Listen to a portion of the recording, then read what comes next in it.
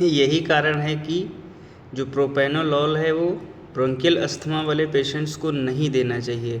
Otherwise patient की यही condition होगी। आप देंगे तो उसे हाइपरटेंशन के लिए प्रोपेनोलॉल, और उसका अस्थमा और बढ़ जाएगा। ऐसा इसलिए होता है क्योंकि प्रोपेनोलॉल जो होता है वो नॉन सेलेक्टिव बीटा ब्लॉकर होता है। ये क्या करता है, इसका यूज हम हाइपरटेंशन, एंजाइना और एरिथमिया और प्रोफिलैक्सिस ऑफ माइग्रेन में यूज़ करते हैं। बट ये काम करने का जो इसका सिस्टम है, ये जब ब्लड में जाता है तो ये बीटा 1 और बीटा 2 दोनों ब्लॉकर्स को ब्लॉक करता है क्योंकि ये नॉन सेलेक्टिव है।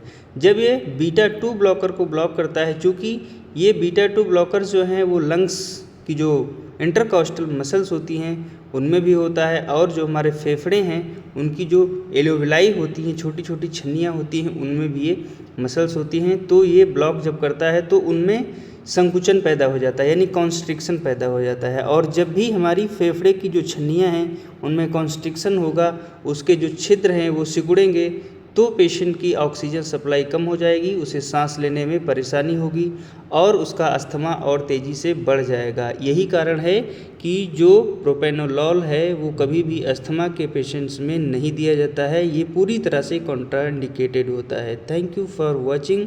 ऐसे ही वीडियोज़ के लिए मेरे पेज को फॉलो करें, मेरे चैनल को सब्सक्राइब करें।